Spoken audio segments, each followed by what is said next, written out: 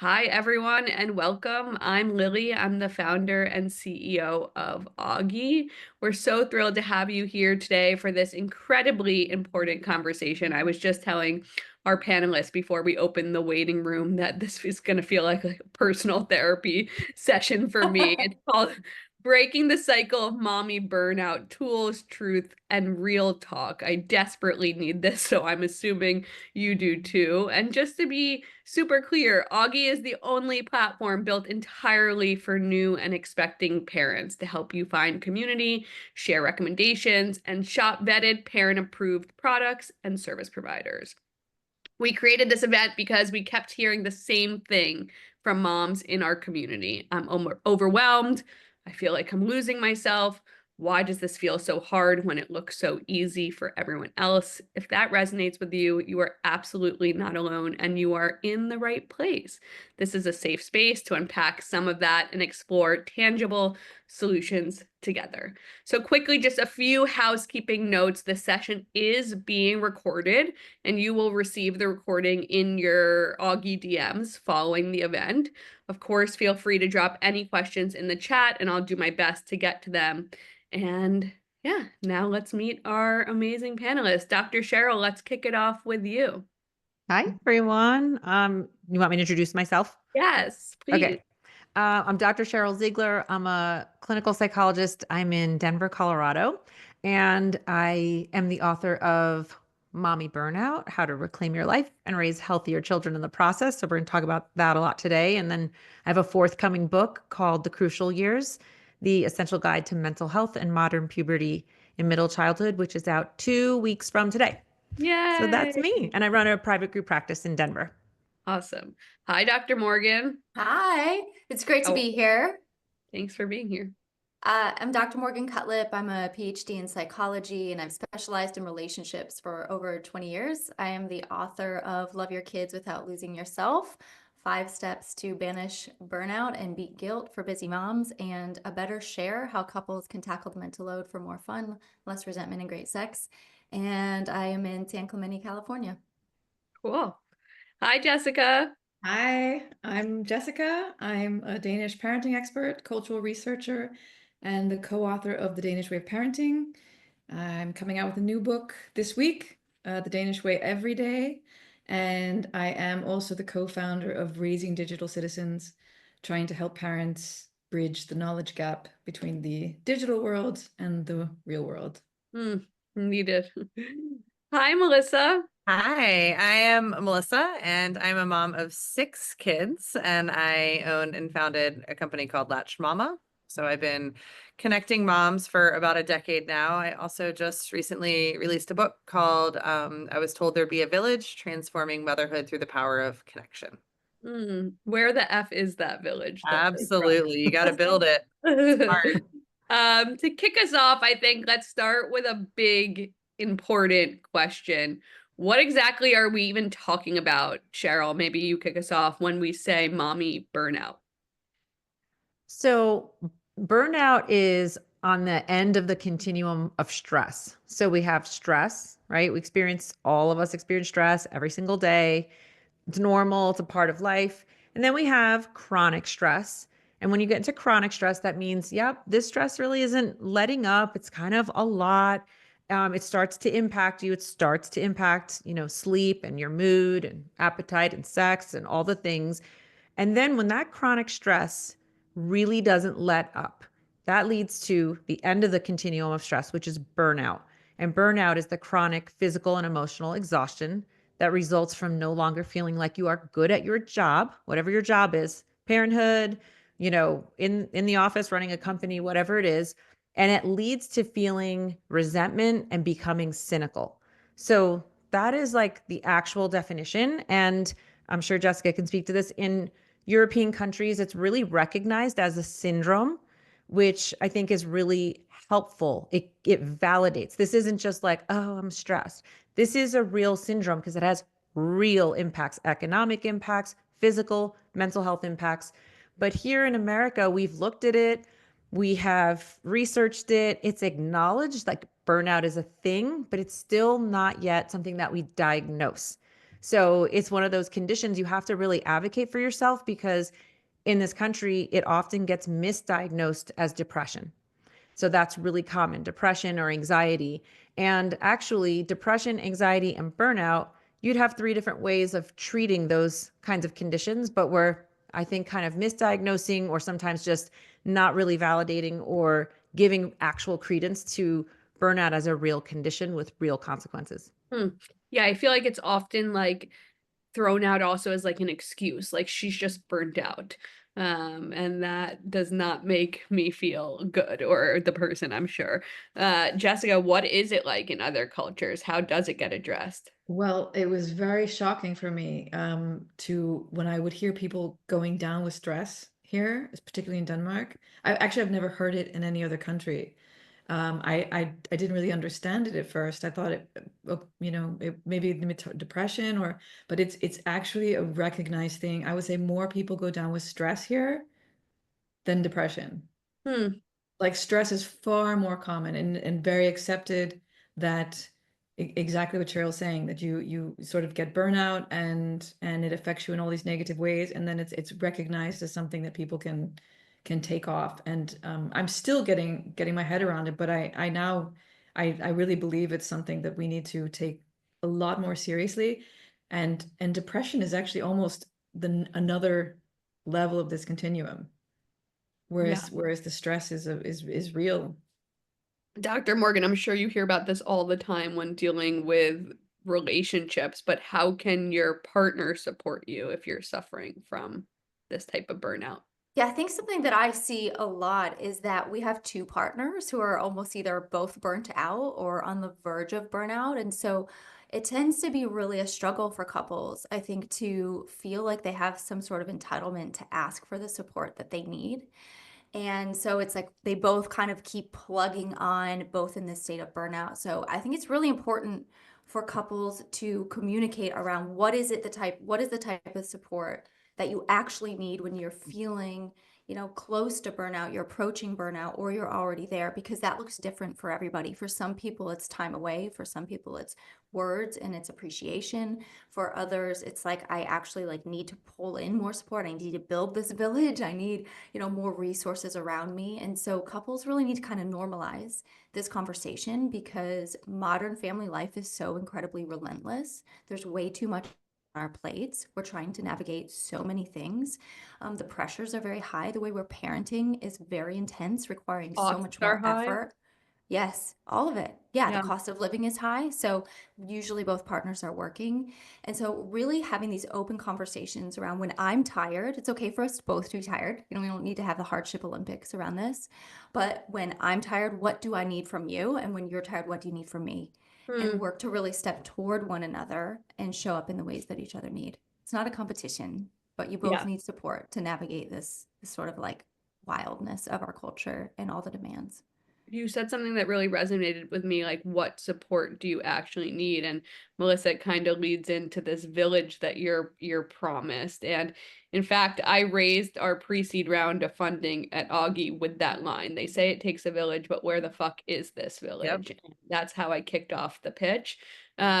What support can you like build in for yourself so that you do have that village, so you don't get to this burnout point? Yeah, I mean, I think it comes before that. I mean, I think as women, probably, it starts very young. We're taught that we're supposed to win things, we're supposed to be the best, we're supposed to do all of these things. And I think it takes an entire mindset shift to really learn how to ask for help. That Mm. asking for help is not a sign of failure, that we all have certain skills that we can bring to the table. And once you start looking, especially at motherhood as a collective journey and how you can use your resources, I think you start to solve things like burnout and stress. We don't have to do this alone, and there's no award at the end of the day. For me, personally, through writing the book and building my own village, I've found that the reward is all the people that are around me that love me. Like, I feel completely different than I did in the past. In the book, I describe it as like being on a tightrope with a net underneath you, For so long I didn't even have a net. So if I fell off of it, I'd fall to the ground and I'd have to get myself back up. But what's really cool about a village when it's secure and safe and it's pulled really tight, it actually even bounces you back up to the little tightrope so you can keep walking. And I think it really starts to solve those issues that you get with burnout simply because you can learn how to kind of delegate your skill, like the things you have on your plate, to other people. Yeah, that visual really helped me. And for some reason, when you were saying that, I also pictured we did an event last week on the pelvic floor.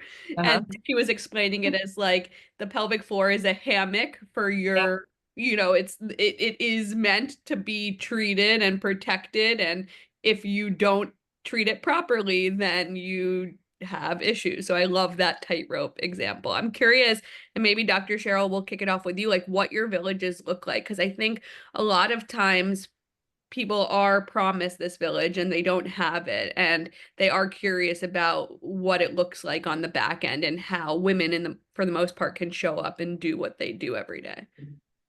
Yeah, this is a great question, and I'll keep my answer short, but I really have, this experience with this.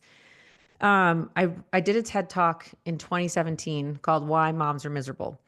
Mm. And I truly, when I had little kids, I had this idea in my head that I had like my best friends from home, which home is New York and I'm in Denver.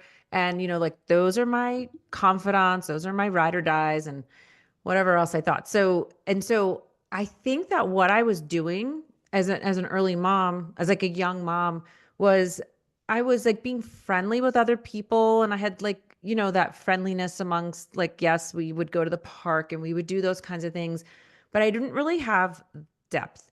And so fast forward one day, I wind up like in the hospital, and I was sitting there and my husband had to stay home I have 3 kids, with the 3 kids because they were really young. And so it was like a Sunday and I'm in the hospital and I was like, who actually cares that I'm here right now? Like I wasn't dying or anything, but I was came to find out I was having a kidney stone attack.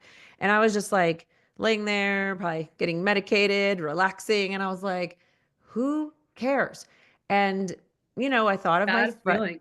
Yeah, it was an interesting answer to myself, like a life-changing one, right? That I wound up talking about now I share, which is like, yeah, my friends in New York definitely cared, right? But was there anyone in Denver where I was actually living and raising kids? And I was like, I have like what I thought of was like, oh, I can call this person and they'll take the kids to school tomorrow. And then this person like will bring a meal and this person will. I had that, but that wasn't the village. That is a village.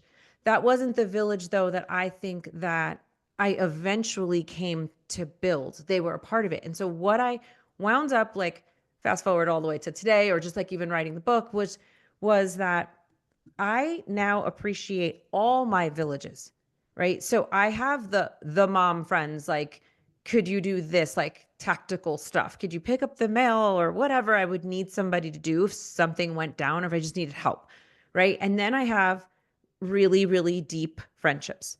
And then I have a lot of like social connections. And then I have a professional circle of women. And what I'm here to really say is it took me having that incident in the hospital and already having kids. They were probably like 2, 4, and 6, to realize that all those villages are important. And so I would say that my village is like a town composed of multiple neighborhoods, and they're all important, is what I'm really here to say. Whether it's I'll tell this person my deepest darkest secret, I would never tell this person, but this person's really important because that's my kid's best friend's mom, and Mm-hmm. I need to be connected to her, right? She needs to be in like my pod of people. Or I want to do the Wait Till 8th campaign and I don't want my kid to have whatever, a phone till 8th grade. Well, I need a circle of moms. I don't need 100 of them. That's not realistic. But I need a small circle that's like, hey, are we aligned? Do you want to do this together? So that's what my journey, at least in my village town, is like. Hmm. Thank you for sharing that. Dr. Morgan, what does your village look like? Yeah, there's probably a lot to say, but I'm gonna pick like one point around it. And I think motherhood has this incredibly beautiful and painful way of sort of shining a light on stuff that you haven't really worked through. And for me, it was really female friendships. And Mm. so we live in California. I'm from Ohio. We've moved all around, had our first daughter in Florida. My husband travels every week for work. So often sort of kind of like navigating the stuff without my partner around. And a lot of my female friendships were just painful in that they kind of ended in these weird ways. And so Yeah. for a lot of my life, I felt, I don't know, hesitant to engage in many relationships with women because it's like, why bother? It doesn't really go well for me. And I tend to pour my heart into it and then I get burned. And so motherhood required me to sort of unpack some of that stuff and to step into putting myself out there because I needed women. I needed other mothers around me who are going through the same types of things, who are experiencing the same stuff I was. We could talk about the sleep regressions. We could really be there and support one another. And so I think for me, something that I had to do was really like act before I felt ready. I'd go to the park, I would do the awkward thing. I would walk up to another mom, Hi, I'd I need start a friends. yeah, I had to sort of get over all of my sort of introverted self, all of the painful relationships from the past. I mean, it still exists, right? But you have to push through some of that. And I think that was one of the biggest sort of learning lessons for me around building a village was I'm gonna step into it because I need women and I need mothers so badly in my life. Yeah, the camaraderie is Yeah. real and the commisery. Um, Jessica? I mean, I think it's incredibly important to find your tribe. I think of it as a tribe. It's obviously been a little different for me because I've been living abroad and I'm American, and so I really had to get in touch with what what are my default settings, I call them, as a mom, as an American. I think it always is very important to sort of have self-reflection and know, who am I? How did my upbringing affect me? How did my culture affect me? And what do I want to become and what do I want to model for my kids? Um, and I think, when we become parents, it's like, I mean, I jokingly kind of say when I became a parent, I gave birth to myself, I love that. because it's such a painful and beautiful transition when you become a parent, And so it's like an opportunity also to create new friendships. And I think that's why it's really important to think about your values, where you want to go, to set almost like I think of them as, my dad was a fisherman. So like mile markers, when you guide the boat in a certain direction. Mhm. And because I think that if you find your tribe that aligns with the values that you want to be as a parent, um, it also helps you grow in the right way and it helps you create the right support structure. I mean, the friendships that I've made as a mother are far more Everything. uh, also bouncy, for lack of a better adjective, as Melissa was saying, or resilient or helpful than the friendships maybe even that I had before becoming a Yeah. mother. I love that. That was one of my favorite parts about early motherhood, where for the first time in my life, it wasn't middle school, wasn't high school, it wasn't college. I've spent time, to your point, Jessica, deciding with my partner what our values are. And I got to almost choose friends, right? And align with people that had similar values to us. I saw something on Instagram also that it, I'm pregnant, so I'm also overly emotional, but it made me cry. And it was like their childhood is our motherhood. And I love that because you do become a different person when you become a parent. And Melissa, now to you, Yeah. because you've written this whole book about it. So give us the secret. I'm really careful when I talk about these things because I don't know exactly the audience that's listening to this. I think it's important to remember that we're all sitting here right now without kids at our feet, without having to put little ones down for a nap. Like we're at a little bit different stage. I know, Lily, you're pregnant, but it's a little bit much easier for us to talk about, oh, we have a village and we have this village and that village. There are a lot of moms in that stage that Jessica just talked about, that like the holy cow, what just happened to me stage. Yep. And I think as long as we take a step back and we really kind of start to normalize the fact that motherhood is very much a second adolescence. We are figuring out who we are. It has an uncanny ability to drag us back to our own childhood and work through our own first family stuff that maybe we hadn't worked through yet. And it all starts to impact us, and it all starts to kind of snowball. And we do have to figure out what we want. The biggest piece of advice that like I took away from, or the learning that I took away from writing the book, was that I realized that I had kind of cornered myself into making sure my village looked a certain way. And that wasn't the right answer. That wasn't the right way for me to do it, because what happened was is I kept growing and I kept expanding, and I proved myself wrong left or right, or I was much more judgmental as an early parent as I am now. And my village is a lot less anemic than it was in my previous, like when my babies were like really, really young and when I really needed people. I was kind of a judgy McJudgerson. Like, if you were not a natural birthing, breastfeeding, cloth diapering mom who fed your kids Annie's instead of goldfish, you weren't going to hang out with me. And now 13 years into motherhood, I don't care what your kid's eating or what you're doing. If you're going to smile at me and laugh with me and meet me at the place that motherhood is the hardest job anybody can ever do, yeah, come on, hang out in my village, you know? So I think we just have to be careful sometimes when we talk about these village success stories, that we really do dial down on the fact that not only is it hard to find moms, but we are also growing at such a rapid rate when we become moms ourselves. I love the adolescence comp, because one Yeah. thing that is also similar is the insane hormones. Yeah. And they make you, I mean, in my experience, they made me depressed, but they made me crazy at times.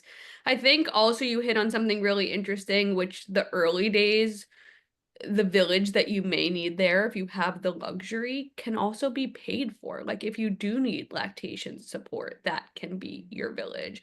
And if you do need a sleep consultant, if it's something that you can afford, that is something that I'm sure Morgan has lots to say about. But like, you shouldn't feel guilty about outsourcing some of this village if you can.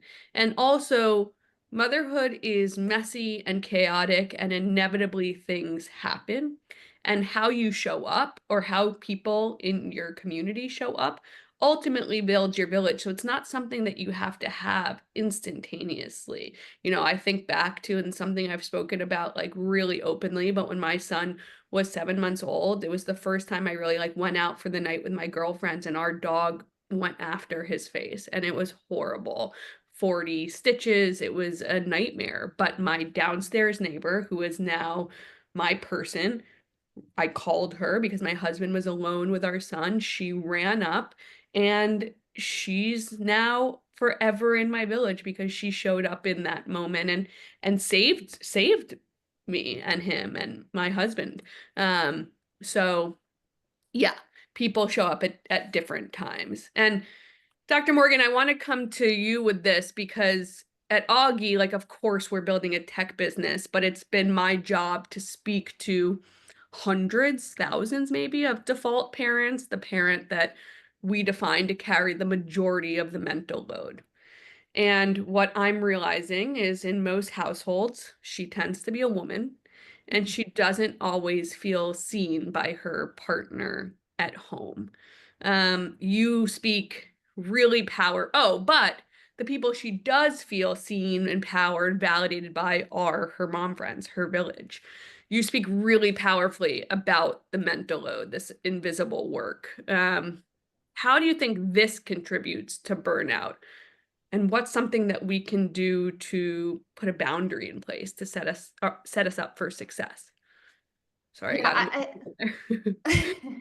I got I believe the mental load is a big part of what is contributing to moms, especially their burnout, for like this combination of reasons. But I think, in our culture, women are really sort of socialized to self-sacrifice for the preservation of our relationships. So we're kind of set up from the beginning to really absorb this messaging, which means we're going to give everything to our relationships. When we become a mom and the hormones kick in and all of these other sort of messages rise to the surface, we end up going down this path of really piling on all of the care, all of the responsibilities onto our plates.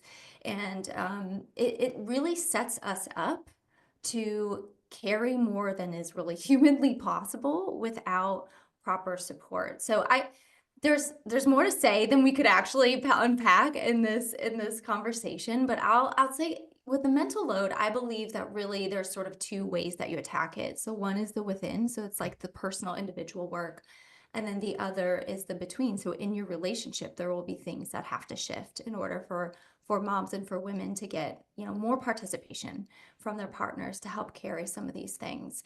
But one of the things with the within is this piece around our programming to self-sacrifice for everyone else. Because what happens is we will push ourselves to the back burner for so long that we will overextend ourselves and have very little margin for error. So I don't know if you've had this experience. I have had it like recently where I was just giving, and then my kid kind of melts down, which is a kid thing. That's just kids being kids. And it's like, I have no capacity because I'm overloaded. I have said all of the yeses. I have given all of the things. I have no margin for error. So part of our boundary around the mental load, around how we care for others in our relationships, is really with ourselves. It's this recognition that we cannot, and I realize it's swimming upstream because we're going to go against this social programming. We're going to go against, whatever maybe we experienced or witnessed growing up and from our own parents and our own caregivers. But we have to recognize that we need to carve out space for us to reset, or else we are going to resent the people we're in relationship with that we love the most. And so a lot of times we'll talk about things in these cliches, like put your oxygen mask on first and all this stuff. And I think something that's more realistic for moms to kind of absorb is that we don't need to go first, but we need to regularly get a turn. And so that means regularly we need to sort of, whatever it takes to get there, maybe we have to challenge some of our guilt. Maybe we got to rewrite some of those narratives. Maybe we have to develop a healthy sense of entitlement to ask for what we need.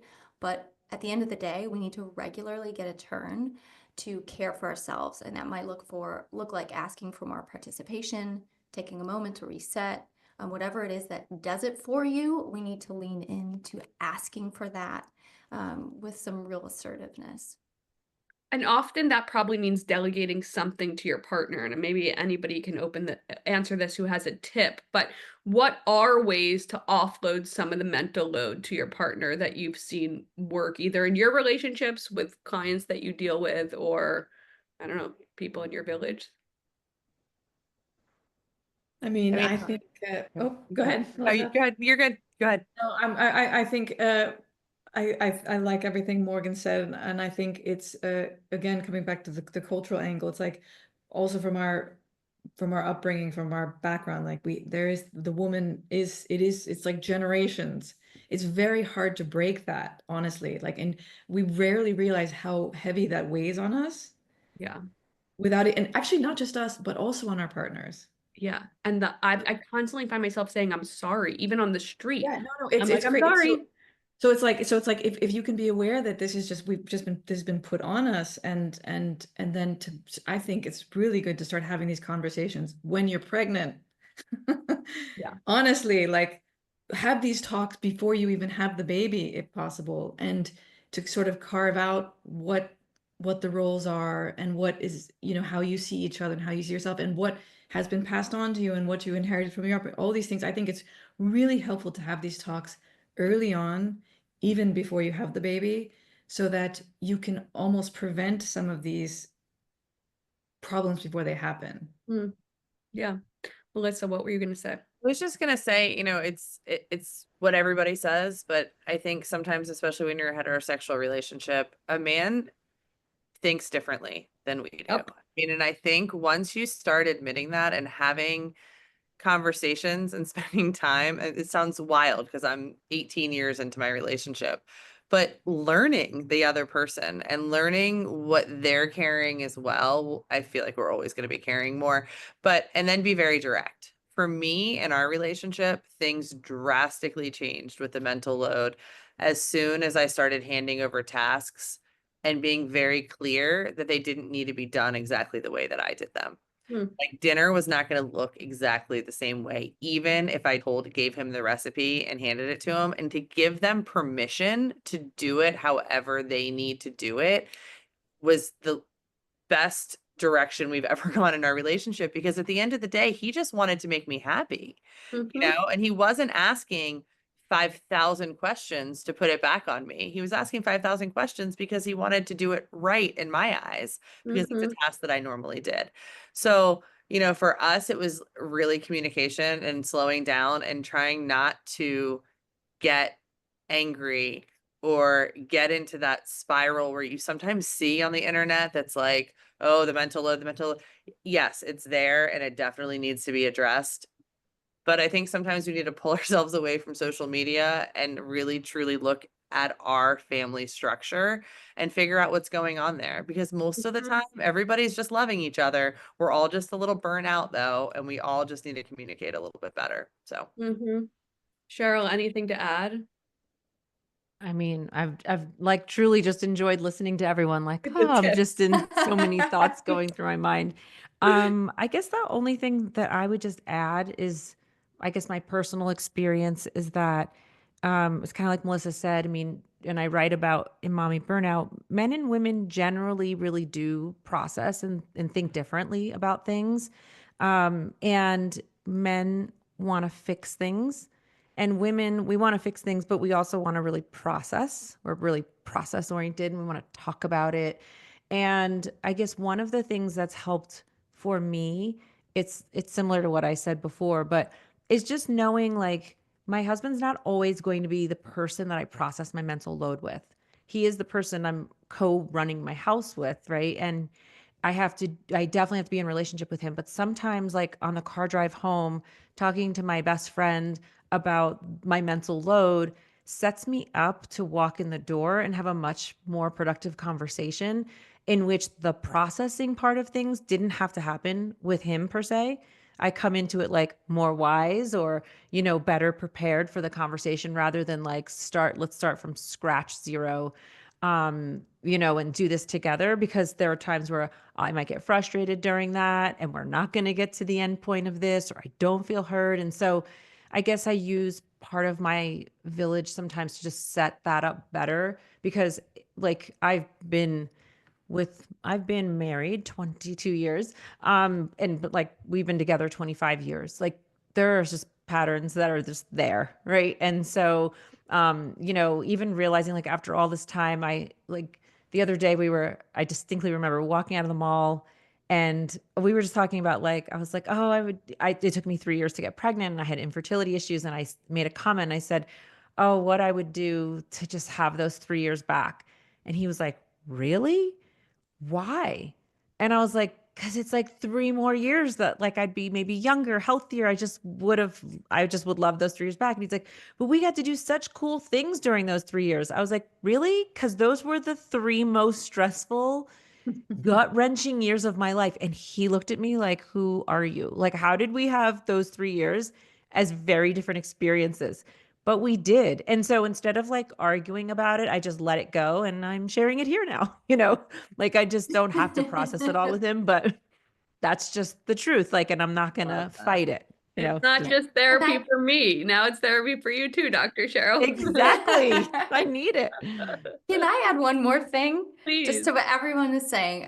Melissa talked about sort of like the atmosphere on social media around the mental load, and this is something that I feel pretty strongly about, which is that it's a really volatile topic that stirs up a lot of hostility sometimes toward our partners, which Yes. isn't always a great attitude to bring into the conversation. It's not going to set you up for success. And I don't know, it was like maybe 2 weeks ago, I spent over 3 hours doing laundry one weekend. My husband was working all day on stuff around the house, stuff with our taxes. I spent like 2 hours cleaning the kitchen.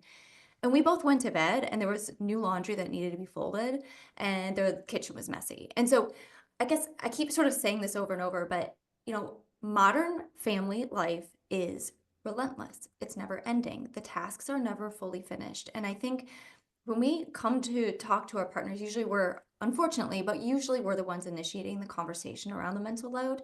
When we come to our partners, I think it's really helpful to acknowledge just how much we're both carrying and to sort of externalize the mental load as the villain in this story. This is the thing that the two of us are up against. And how can us against it. Yes, Love because it. that's the reality is that it is relentless. There's I mean, I pay for some extra help because we're both busting our butts and it's still more to do. Yeah. So I think it's really important that we could sort of acknowledge this piece, externalize it where that's the villain, then we can come together as a team and talk about how are we going to navigate modern family life so we stay feeling both pretty good, we have a comparable burden, and we enjoy our family and our relationship life because that's ultimately what we're all after.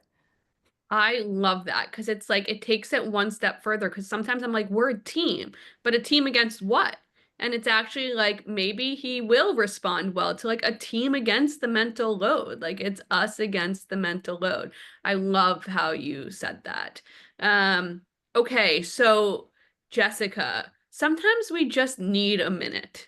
And in my household, that comes in the form of a screen sometimes. You've researched parenting practices around the world. And one thing that I've noticed that comes up in in what you've, researched are modern distractions. How can modern distractions support us, and when are they actually tearing us apart? I mean, I think like so many of the things that we shoulder as parents and particularly mothers, I know that it's important that we have less screen time and that we don't have screens and that we have more boundaries. And I totally agree with that. And I don't want parents to feel so much guilt on top of all the other guilt they feel. Mm, So, one of the things that I'm working with a lot now is just this way to help parents create more of a relationship with their children in the digital world because our kids are growing up in the digital world. And I feel like the discussion now is just so black and white. It's either on or off. And while again, I totally agree with this in many respects, and especially for younger kids, the more you can, I agree that screens should not be a part of it if you can have that. But I also think that we do use them sometimes, and our kids are there, and hunter-gatherer children played with the tools of tomorrow to learn how to work for tomorrow, and there are benefits to digital play. It's not all bad. So one of the things that I tried to work with is helping foster the relationship so that you can create boundaries based on respect rather than just control and fear, which I think in the long term fosters more distance and hmm. secrecy and lying. And our kids are always going to know more than we do about the digital world.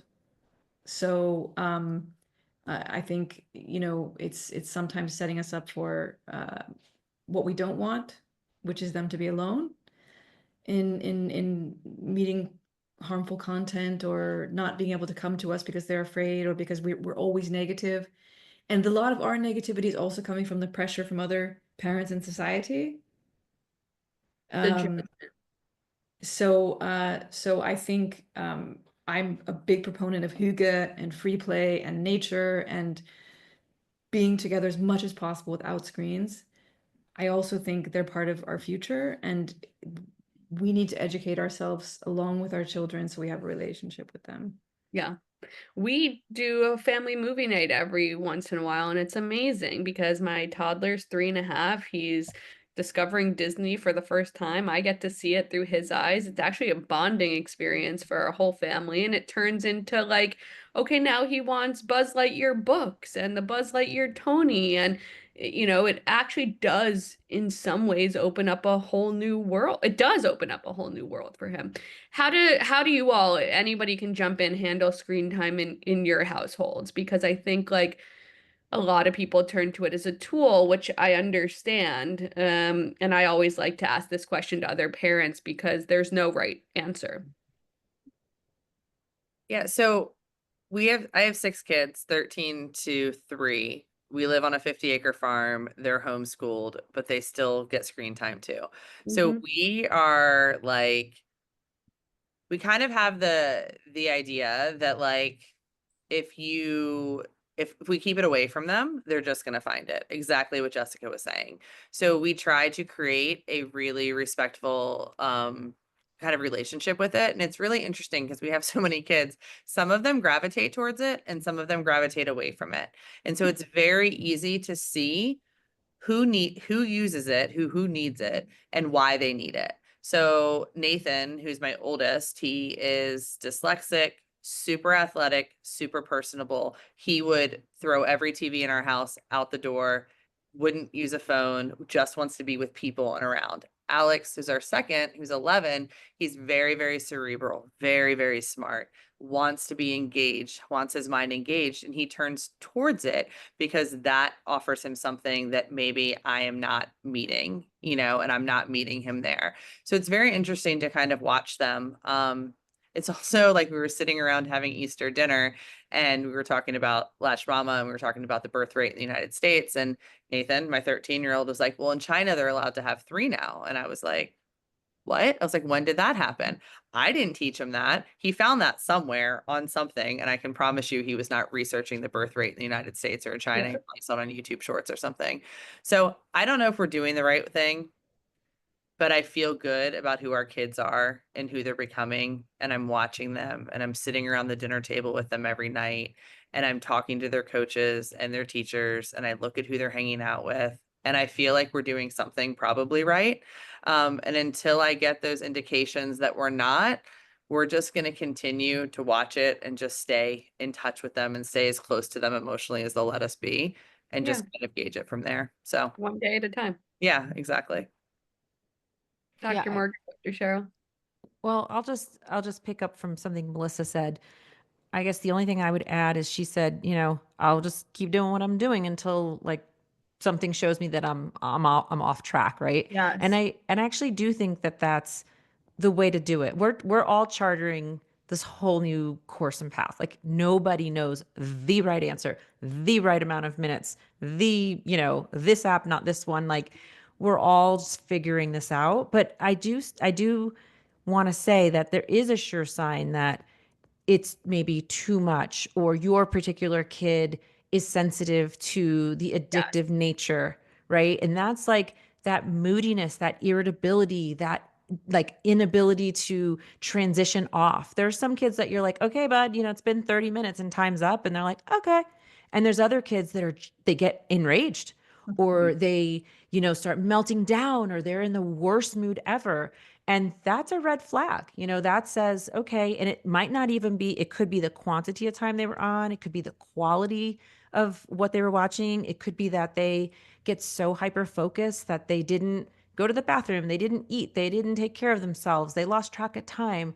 And, or I find, and so does the research finds that kids who have ADHD have a really different relationship with the screen and the way that they are impacted by it. And, their responsivity to it is more like hyper aroused.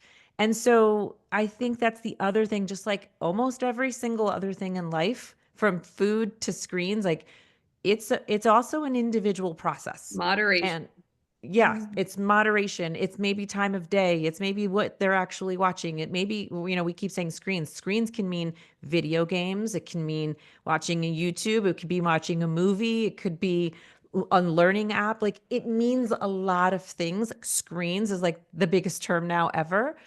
It's kind of like food, I guess. Like, well, what food, right? There's like a million different types of foods. And it's the same thing, I feel like, with screens. So I guess that's one thing, as I was listening to Melissa, that I thought about that I think is important for parents to hear is, I promise, whatever like your sister's doing, your neighbor's doing, that may or may not work for you, make this very much based on what's good for your kid.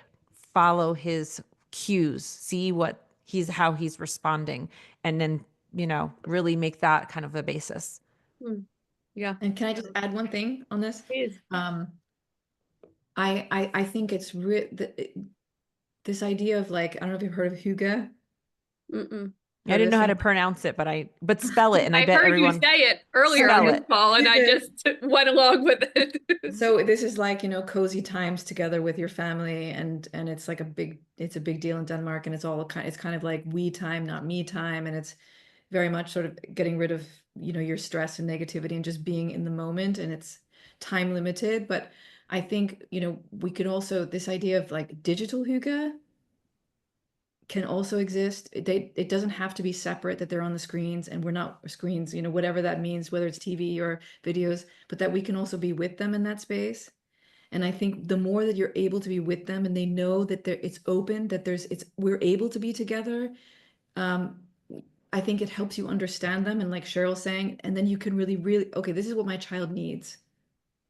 I love that advice because I was at the library with my 3.5-year-old, and usually he's with my nanny there. But on Saturday, he wanted to go. And so I got to experience this with him. He walked right over to the computers. He knew exactly what to do. And he was like showing me all these letter and number games that he's learned. And it was actually like really incredible to see him operate it, but also like do things I didn't even know he was capable of. Um, Oh, thank you for dropping that in the chat. I was going to ask Jessica to spell it, Dr. Cheryl. You good? Okay. No, but I think they listen yeah. to you more when you show them this respect. Yeah. And this is what I find is that actually kids want to tell us so much more about their digital life if we listen to them. There's this company we did a virtual event with called Hello Wonder. And it's an AI company for kids. And at first I was like, oh God, like what's this going to be? But it's a platform that connects to the back end of what they're searching for. So Melissa, if it's YouTube shorts and your son somehow is interested in China, let's just say, it actually prompts you with questions that you can use at the dinner table in conversation connected to their scrolling time. And I thought it was interesting because you're expected to be like the dinosaur expert or how airplanes fly or whatever it is they're looking at. And it prompts you to have these conversations that actually help you connect with your kids. I thought it was interesting. Okay.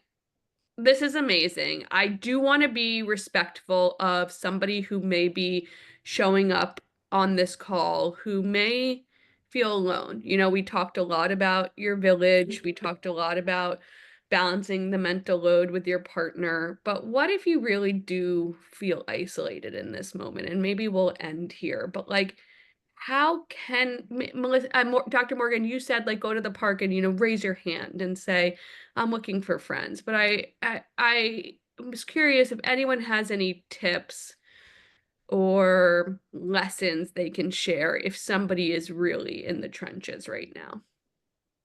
I think the science behind connection is really fascinating. Connection has a biological impact on our body. I think sometimes we spend a little bit more time in like the fluffy friendship, loneliness, little puppy dog at the window, but there's a biological reaction that our body has when we connect with people.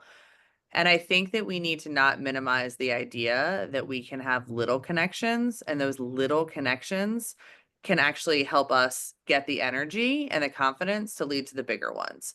So even if a brand new mom hasn't left the house for 4, 5, 6, 7 days and is in sweatpants, the simple act of going into the coffee shop to get the coffee or going into a grocery store and smiling or seeing another mom, that actually can give us that same oxytocin, serotonin, like uplift that can allow us to have the confidence and the energy and the feeling to lean into other connection, which I thought was fascinating because I don't have Building numbers blocks behind my almost. name, not an expert, but I researched a book for a few years, and it was really fascinating to learn that starting there, like not taking a giant leap, maybe not even going to the park and sitting next to another mom and saying, starting a conversation, but very, very small steps.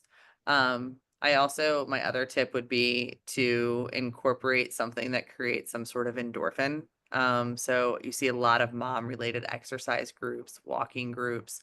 Sometimes you can help the anxiety of meeting new friends with something like endorphins or another biological kind of chemistry thing. And I'm sure the people who are actually experts in this can talk about this a little bit more, but it was really fascinating to me that sometimes loneliness can be overcome by little things that give us little jolts of confidence. Love that. Any other tips? I'll go a real quick one. As you were talking, Melissa, I was thinking about something that the research says. So, I definitely study connection. It is the number one, tip that I would have while you're during this, having any part of this stage is, if you want to combat burnout, it's really going to be through social connection. But one of the things that's really interesting that the research shows is that women in particular not having a tidy home, so not being able to keep up with the laundry or you think your kitchen's messy, is really cited as the number one reason why people don't have people over. Mm. And so something as simple as, thinking about that piece of like, I'm so overwhelmed everywhere in my life and my house is a mess. My house is a mess it's like the burnout thing. It's something to take seriously when you hear someone say that, because they are less likely to say, yeah, just come on in or come on over. It's a reason to keep people out. So, we're talking a lot about people going out and, doing things. And certainly that's a part of it. And maybe for some people, the beginning stage, especially if you have a newborn or a baby, is just like, it'd be nice if somebody came in, but just knowing that piece. So that's like part of a mental load or part of a something where you can say, even is there one part of my house like that I feel mentally, if I just straightened it up a little bit more, if I just got the dishes out of the sink, threw them in the dishwasher, that I would feel comfortable having someone over. That is a very worthwhile conversation or mental thought planning, because maybe that opens the door to allowing people in. So I just really wanted to highlight that. I love that. And I saw someone say, maybe in our community, like, if you go over to someone's house who's postpartum, there's always something to do, like wash a bottle, fold some laundry, show up for them in a capacity that doesn't necessarily need to be like a physical gift. And I liked that. Yeah. Well, Dr. Sheryl, Dr. Morgan, Jessica, Melissa, thank you so much for being so vulnerable and raw with us and giving so many tips. And I really enjoyed this conversation, and I know it definitely resonated with a lot of our community. Thank you for your time.